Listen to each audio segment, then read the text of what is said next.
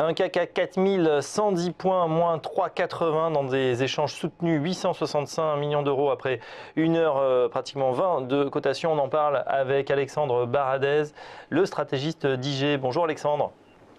Bonjour, bonjour à tous. Voilà, le rebond a été de courte durée, hein, le marché en mode un petit peu euphorique hier, on avait gagné près de 2,5 et voilà patatras, on revient mais bien en dessous hein, des niveaux même d'avant-hier, les plus bas en tout cas de l'année. Oui, effectivement, alors c'est tout sauf une surprise pour nous. C'était le scénario qu'on travaille depuis plusieurs jours. On est intervenu sur la trentaine, d'ailleurs en début de semaine, pour travailler ce scénario. Effectivement, on a expliqué que pour nous, le rebond n'avait pas de justification macroéconomique et qu'au contraire, on avait des pressions sur les marchés US notamment, qui étaient nos drivers en fait. Ces marchés US pour les marchés européens. Et on a effectivement beaucoup d'objectifs qui sont en train d'être touchés actuellement sur les marchés américains et sur les marchés européens. Alors avant de commencer peut-être l'analyse plus en profondeur, je pense quand même qu'on est en train actuellement d'arriver dans des niveaux qui ressemblent à des niveaux de ce qu'on appelle la capitulation. C'est-à-dire qu'on a un marché qui accélère d'un coup, moins 3, moins 4%, ça peut être faire moins 5, moins 6 sur la journée. Ça ressemble à des mouvements accélérants qui peuvent, je ne dis pas aujourd'hui, mais dans les quelques jours qui viennent, commencer à traduire une forme de fin de tendance, d'accélération brutale. C'est le terme, c'est la capitulation en fait, mais pas dans le sens où le marché capitule pour perdre 20%, dans le sens où le marché est en train de toucher des niveaux extrêmement bas et qui, à horizon potentiellement quelques jours, quelques semaines, vont déclencher des rebonds. Donc par rapport aux objectifs très baissiers que nous avions depuis déjà plusieurs jours, on a touché beaucoup d'objectifs actuellement et on est en train d'en toucher sur beaucoup d'indices. Donc je pense que dès à présent, il faut commencer à être de plus en plus prudent dans cette stratégie baissière forte. On la tient depuis fin décembre, ça fait déjà 3 semaines qu'on la tient. Ça ne veut pas dire qu'on n'ira pas encore plus bas, je pense qu'il y a encore un peu de potentiel, mais je pense qu'on a déjà consommé une très grosse partie de la baisse sur l'Europe et sur les États-Unis.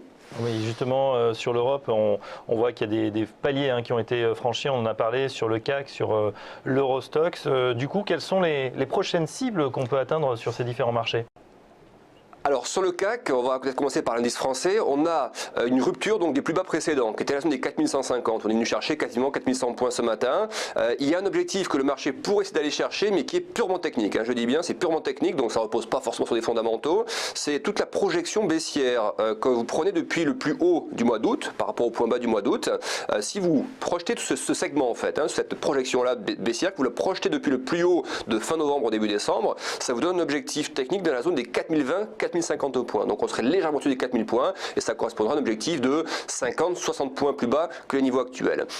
Techniquement c'est faisable, mais 4000, 4020 points, c'est 4050, 4020 points, c'est très très proche des 4000 points. Donc c'est une zone très psychologique, c'est une zone qui devient, je pense, clairement dangereuse à travailler. Alors ça ne veut pas dire qu'on ne peut pas avec des stops serrés y aller si vous voulez, mais vous voyez que les objectifs, on ne va pas viser 200 points plus bas que les niveaux actuels si vous voulez. Donc je pense que techniquement on peut aller chercher ces zones de prix.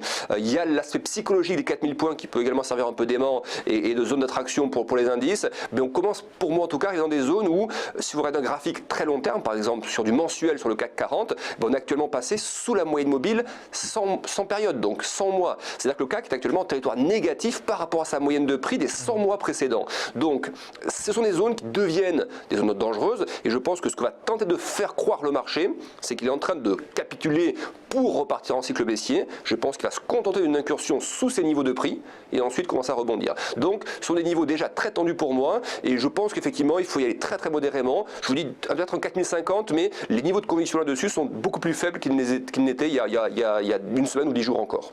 Oui, on voit en plus qu'on est dans des baisses très très prononcées, près de 4% maintenant sur les bourses européennes, alors que pour l'instant les États-Unis n'ont pas encore ouvert, ça devrait ouvrir également à la baisse. Est-ce qu'on pourrait avoir une accélération encore plus prononcée cet après-midi ? Oui, alors effectivement, il y a le CAC, le DAX, c'est à peu près le même scénario si vous voulez, sur l'Europe, donc ça, on met ça de côté pour l'instant. Le DAX, il est retrouvé où il flirte avec ses plus bas de septembre-octobre, donc on est effectivement également sur une zone très très technique, qui est pour moi des zones d'objectifs si vous voulez. Donc objectif à terme dans la zone de 9300 points, il faut commencer à être prudent. Je ne dis pas qu'on n'aura pas visité les 9000, mais je dis que ça reste une zone dans laquelle la prudence doit commencer à s'installer parce que les fondamentaux européens ne sont pas catastrophiques. Et donc l'hypothèse d'un rebond dans les jours qui viennent, pour moi, va commencer à se préciser. Et donc je ne dis pas que ça va se faire dans les 2 heures qui viennent, j'insiste bien là-dessus, mais je pense que les niveaux touchés sont des niveaux très forts. Et si on bascule effectivement côté US, sur le S&P ce matin, sur le futur, on a également touché un point important. Je vous parle souvent sur votre antenne de ce fameux support oblique qui passait par le plus bas de octobre 2014, qui était la fin du QE3 aux États-Unis, par le plus bas ensuite du mois d'août 2015, qui était le plus bas de la crise chinoise. Quand vous reliez ces deux supports entre eux, ça donne un point d'atterrissage, enfin en tout cas, qui peut être un point intermédiaire, mais un point en tout cas de contact à 1940 points. Ce point est venu chercher ce matin, donc sur le pardon, 1840 points, excusez-moi, 1840. On est venu le chercher ce matin. Donc c'est un support moyen terme qu'on est venu chercher ce matin. Là encore, je pense que le marché peut essayer d'aller 20, 40 points plus bas. Il y a encore un peu de potentiel. Mais c'est un niveau qu'on visait depuis déjà pas mal de temps, si vous voulez. Donc le fait de le toucher, vu que c'est un niveau technique important, dans un contexte où le marché accélère assez brutalement, je pense qu'il faut pas hésiter à prendre ses gains pour ceux qui ont joué cette phase-là. Techniquement, je pense qu'on peut essayer de retracer jusqu'au plus bas d'octobre 2014 vers la zone des 1820 points pour le S&P, mais ce sont des zones, vous voyez, il faut commencer à travailler sur du 15-20 points maximum avec des stops très serrés pour surtout éviter un scénario comme celui du mois d'octobre où le marché est tombé brutalement et puis partir sur un rallye monstrueux derrière. Je ne pense pas qu'on ait ça tout de suite, mais je pense que le danger qu'on approche d'une zone comme celle-ci, d'avoir le même scénario, commence à se préciser. Donc un potentiel plus bas de 20-25 points, ça me paraît possible, mais j'incite vraiment à jouer avec beaucoup de prudence, avec des stops relativement serrés pour que ceux qui le tentent. Oui, Aziz, sur le plateau de Téléfinance, vous êtes d'accord avec ce que dit Alexandre, on peut continuer à baisser de 20, 30, 40 points?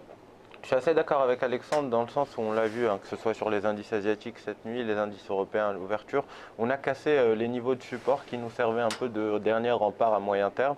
Alors c'est vrai que la séance d'aujourd'hui, vu les volumes, vu effectivement la configuration qu'on prend, peut être une séance de capitulation, donc il faudrait être assez prudent par rapport à un éventuel rebond, ne serait-ce que ou un éventuel retour des acheteurs qui pourrait, après peut-être la séance d'aujourd'hui, on verra demain, après-demain ou dans le reste de la semaine, avoir un retour un peu agressif forcément. Cela dit, pour l'instant, le message que nous envoie l'analyse technique, c'est qu'on a cassé ces supports. Alors sur le S&P, on est vraiment en train de flirter avec le dernier rempart qui est la zone des 1860, voire 1840. On pourrait aller chercher les 1820, c'est là où je suis assez d'accord avec Alexandre. Cela dit, pour moi, le S&P pourrait effectivement décrocher un peu plus. Et donc le véritable niveau qu'il est important de surveiller à moyen terme, ça va être les 1738 points. 1738, ça correspond à 38% de retracement de toute la phase haussière qu'on a connue entre 2011 et 2015. Et il se pourrait, en cas de rupture avérée et confirmée de ces niveaux de support, qu'on retombe aussi bas, qu'on aille chercher 1738. Donc c'est un peu le scénario qu'on va essayer de déterminer dans les prochains jours, surtout grâce à l'ouverture d'aujourd'hui. Mais globalement, on est en train de flirter avec le dernier niveau de support qui peut contenir la baisse qu'on connaît depuis le début de l'année. Alexandre, un petit coup d'œil juste sur les statistiques attendues aujourd'hui. Bon, évidemment, face à la grande chute des marchés, pas beaucoup de support. Est-ce que pour autant, il y a des statistiques qui vont retenir notre attention ? Oui, alors la principale, ça restera le pétrole, encore une fois. C'est les stocks de brut dans l'après-midi, de pétrole brut aux États-Unis. Ce matin, ce qui a d'ailleurs généré ce mouvement très brutal en Asie et en Europe, et déjà sur les futurs US cette nuit, et ce matin encore, c'est que le baril est tombé sous les 28 $, le WTI. Donc on est sur des plus bas depuis 12-13 ans maintenant. Le baril, la phase actuelle du baril ressemble également à une phase de capitulation. C'est la dernière poussée verticale. Alors elle peut nous amener à 26, 25. Je veux dire, on est dans les phases accélérantes. Les référentiels deviennent un peu absents. C'est-à-dire qu'on peut avoir des moins 5, moins 6, moins 8, moins 10%, vous voyez. Je ne parle pas des indices, mais je parle des matières premières. Ça peut être des phases vraiment très poussées, très accélérantes, et ensuite un rebond qui dessine là-dessus. Et je pense que le baril est en train de cette phase de marché-là. Ça ressemble à la phase des indices actuels, et je rejoins effectivement les propos d'Aziz sur le risque d'avoir un décrochage brutal sous les 1800 points, pour 1780. Ça peut se faire en quelques heures simplement, ce type de phase, dans un marché qui capitule. En tout cas, c'est pour ces raisons-là, d'autant plus qu'il me semble... Ce sera à 16h30 cet après-midi les stocks, le chiffre sur les stocks. 16h30 et puis l'inflation US. L'inflation US également qu'il faudra surveiller parce que c'est toujours important par rapport au rythme de taux de la Fed. Donc il y aura l'IPC, donc indice des prix à la consommation aux États-Unis en début d'après-midi. Merci Alexandre. Je rappelle que vous allez nous en parler également dans un peu plus d'une demi-heure. C'est le Market Live en direct donc sur la chaîne IG et sur TV Finance, un quart d'heure de macro et 3 quarts d'heure d'analyse technique. Merci Alexandre Baradez, le stratégiste d'IG. On se retrouve très prochainement sur l'antenne de TV Finance. Dans un instant, la suite, et on sera en compagnie d'Éric Seban de Perceval Finance Conseil. À tout de suite.